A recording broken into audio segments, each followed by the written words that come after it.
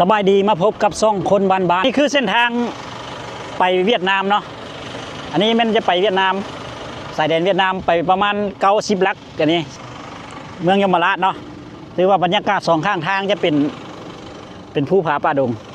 และเราจะพาทุกคนไปเบิ้งบรรยากาศและเราจะไปเบิ้งวิถีชีวิตการใช้ชีวิตอยู่ที่บ้านนาฮีเป็นบ้านหนึ่งน้อยๆทุกคนแต่เราตอนนี้เรากำลังจะเดินทางไปใช้เวลาอยู่กับบดลเนาะทุกคนเนาะเดี๋ยวเราจะเดินทางไป let's go ไปเลยว่าบ้านนาฮีนี่ก็อยู่เบื้องขวามือเขาจะงามเลยมีบ้านประชาชนตั้งอยู่นี่เนาะเกี่ยวกับติดตาสวรรค์หน่อยเนาะว่าเขาถ่ายจากในรถอาจจะโบถ่ายรูปบนไหนงามจากที่ภาพไปให้ทุกคนเบิ่งเด้ออันนี้ก็เป็นบนหนึ่งที่งามไอ้กว่าดีนี่เกือบ200 เมตรความสูงของผาตัวนี้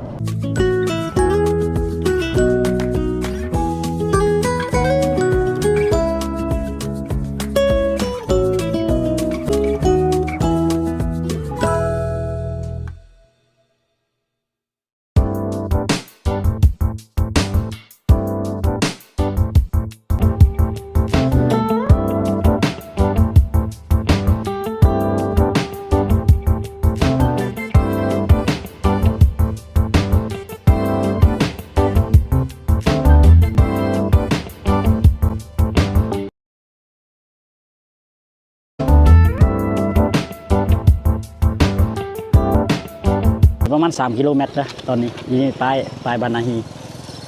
อันนี้เส้นทางเข้าไปเนาะทางเข้าบ้านนาฮีเด็ก1 เมตรมีไซส์เฉพาะได้แต่ตอนยามแรงเท่านั้นเนาะแต่เป็นช่วงฝนหรือว่าช่วงนั่นจะหัวนี้จะอาจจะเพหรือว่าม้างไว้จะเก็บไว้ในช่วงยามฝนแต่ว่าช่วงแรงสามารถรถจักรนะคนย่างจะเป็นรถไถหรือว่ารถใหญ่ก็อาจจะลงมีเส้นทางลงว่าอาจจะลงเขียนนั้นตอนแรกๆนี่เพิ่นจะมาอาบน้ำดีบรรยากาศเราเนี่ยบังขวดนี่เพิ่นจะเอาเสาค้ำเนาะค้ำเพื่อบ่ให้น้ำพัดไปใส่ไม้ค้ำแต่ว่าขวดนี่อยากเห็นไปหน่อยนึงที่ว่าใส่ได้ระดับหนึ่งเนาะแต่ว่าทับน้ำหนักก็บ่ได้หลายถ้ามันรถจักรหรือว่าคนย่างก็สบายเลยระยะก็ประมาณเกือบ100 ปลายเมตรนี่แหละน่าจะ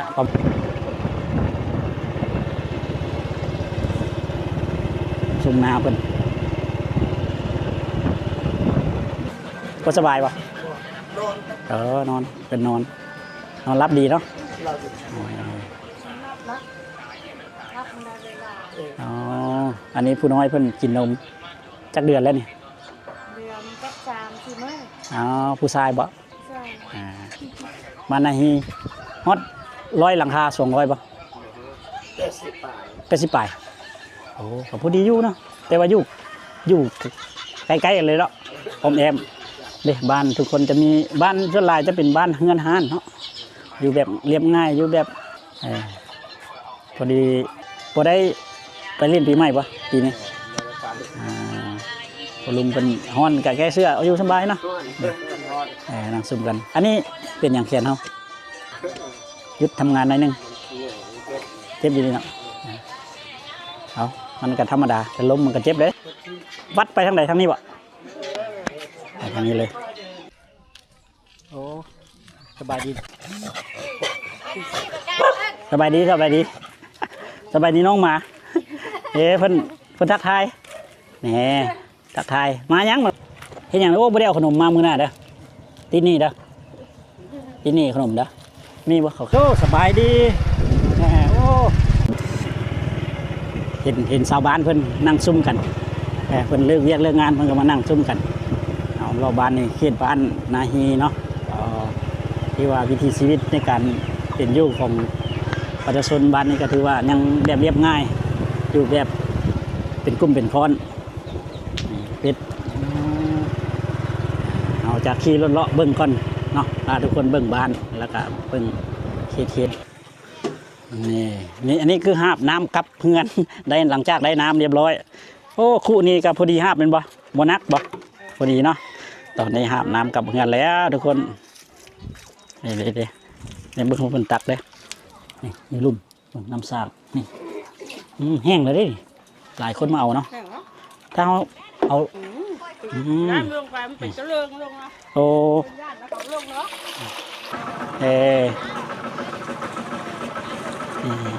นี่ทุกคนนี่คือวิถีชีวิตของชาวบ้านอยู่ที่นี่เนาะเพิ่นจะใส่น้ำหรือว่าแต่งพวกอาหารต่างๆเพิ่นจะมาเอาน้ำอยู่นี่เป็นบ้านหนึ่งที่ใช้แบบเรียบง่ายหากินแบบธรรมชาติแล้วก็เอาน้ำสร้างเมื่อใส่เนาะนี่ถือว่าบรรยากาศเดี๋ยวนี้มีเด็กมันหับฮะ อ๋อโดนนี่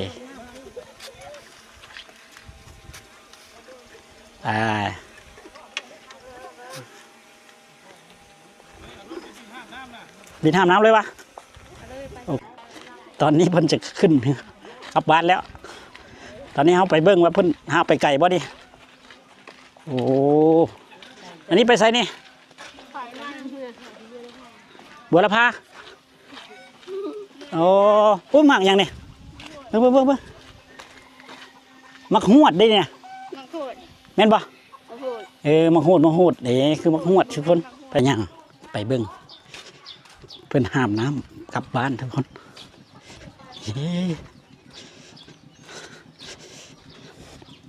ผมเพิ่นอยู่เขตนี้เพิ่นจะเงินติดต่อกันเลยโอ้เพิ่นห้ามน้ำไก่เติบได้ทุกคนเพิ่นเราจะไปฮอดบอนหรือว่าประมาณสบายดีพ่อลุงเฮ็ดยังนี่เฮ็ดกระทงบ่โอ้เขาย่างมาพอดีเห็นเพิ่นมาเฮ็ดกระทงขึ้นเบิ่งได้เนาะ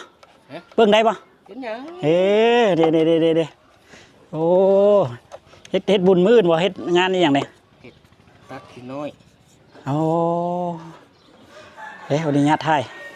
โอ้กระทงถือว่าเฮ็ดแบบกล้วยเนาะถือว่าใส่อันนี้มันวัสดุที่หาง่ายกระทงเป็นฮิตของประเพณีของคนลาวเด้อันหนึ่งที่เสียเคาะบ่เฮ็ดมาแต่กี้หมดเลยชีวิตตัวนี้แต่ว่าอยู่ในเมืองก็ยังมีอยู่นะพอดีย่างกายมาเลยเห็นเพิ่นกำลังเฮ็ดนำมันผู้ห้ามน้ำบ่ทันเพิ่นไปไวคนนี้กับเมีย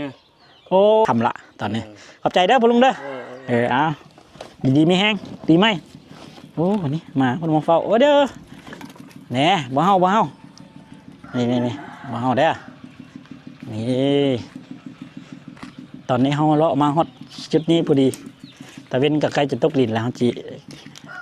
ได้กลับก่อนทุกคน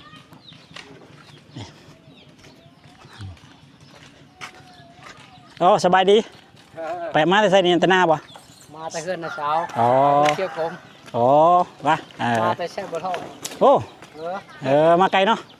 ไปเวียกไปงานปีใหม่ไปลิ้นกับเขามายามพี่น้องแม่พอดีย่างเลาะบ้านอันนี้ก็ได้ขอบใจเด้อโชคดีปีใหม่แข็งแรงเด้เห็นเพิ่นย่างมาแต่บัวทอง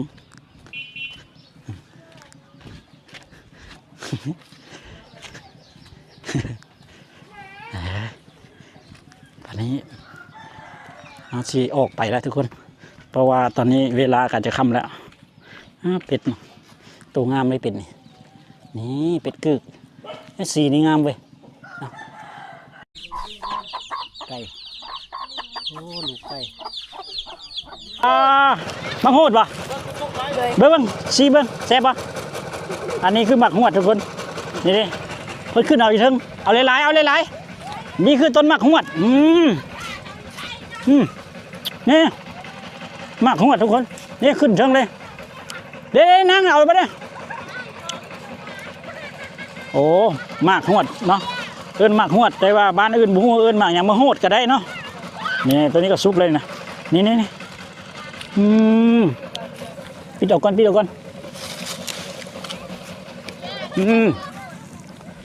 เอาได้บางหวดแล้วนี่ดิพอได้เด้อโอ้ตัวนี้แห้งสุกหลาย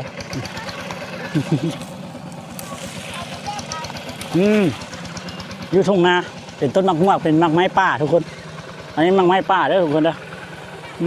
ที่เฮาแวะมาเห็นก่อนเดินทางกลับพอดีได้มาหวดแซ่บมันฟาดๆหน่อยนึงมากนี่น่าจะเป็นยาหน่อยนึงเนาะมันดำๆนี่มันสุกแล้ว แต่ว่าถ้ามันแดงๆนี่กำลังสิสุกมักไม้ป่าทุกคน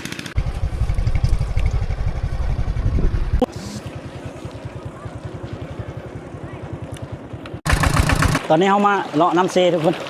อยู่กลางน้ำเซเลยเนี่ยอันนี้เป็นน้ำเซเอ้าตัวนี้ปลาหมดแล้วโอ้ยย่านกองแล้วบ้านี้คุณว่าจะมาถ่ายเอาผู้สาวคนหนีปลากองแล้วชีวิตบ้านเราเฮาเนาะ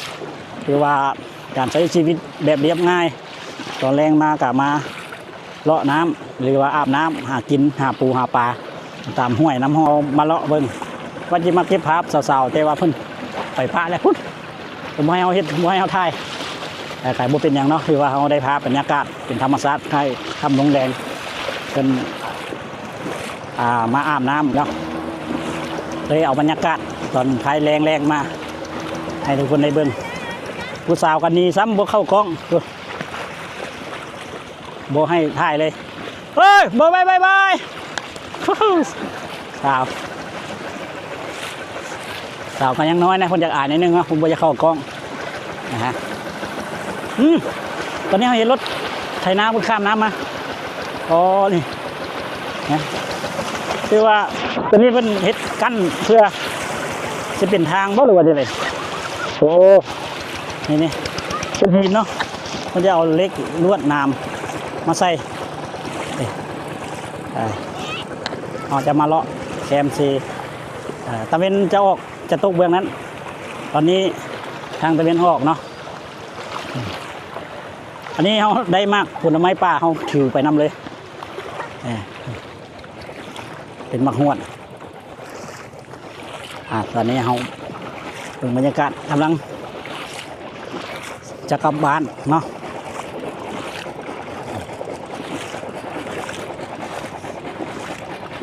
น้ำเซ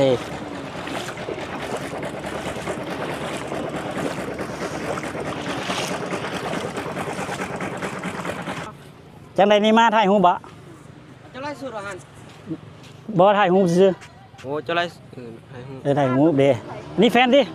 นี่ผู้สาวน่ะผู้นั้นชื่อเรื่องวะแม่นละผู้เดียวนี่สิผู้เดียวนี่แหละอ๋อผู้ที่ชื่อแดงนี่เด้โอ้ชื่อแดงบ่แม่นเนาะเจ้าหมู่อันนี้ก็เอาอย่าเฝ้าไปนะกันให้ทานนิดดิบ่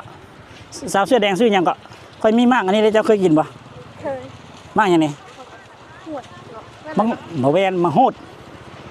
อันนี้แม่นมังโหดบางโคตรไทยเวียงเขาเอิ้นอย่างนี้ได้ปะจะซื้อหยังนี่สาวซื้อไข่มุกก็ค่อยคุ้นหน้าเจ้าเด้อเจ้าเข้ากล้องนั่นบ่ผมเคยเข้าว่าโอ้ครั้งแรกได้นี่อยู่บ้านนี่บ่หรือบ้านนาฮีบ่หรือบ้านนี่บ้านนาทานเนาะซ่องเพชรจะซื้อหยังบ้านเพชรค่อยคนบ้านคนบ้านภาษาไทยเด้อสาวไข่มุกโอ้ชื่องามเนาะเฮียนอยู่ม.ใดล่ะเนี่ยม.3 โอ้ชื่อสาวไข่มุกเฮียนอยู่ม.3เฮียนอยู่นาทานบ่นาทานเนาะบ่ได้ออกไปนอกพื้นที่หรือว่าอยู่ไกลๆนี่ก็เฮียนอยู่บ้านเนี่ยเนาะโอเคอีกประมาณ4 ปีมันจะได้จบเลยสาวไข่มุกเพิ่นอยู่บ้านนาทามเฮียนม.3ถ้าแต่ละแรงเฮามาอาบน้ำบ่ก็หาลงมาวันนี้หาเข้ามามื้อนี้พอดีได้เข้ากองเลยได้เข้า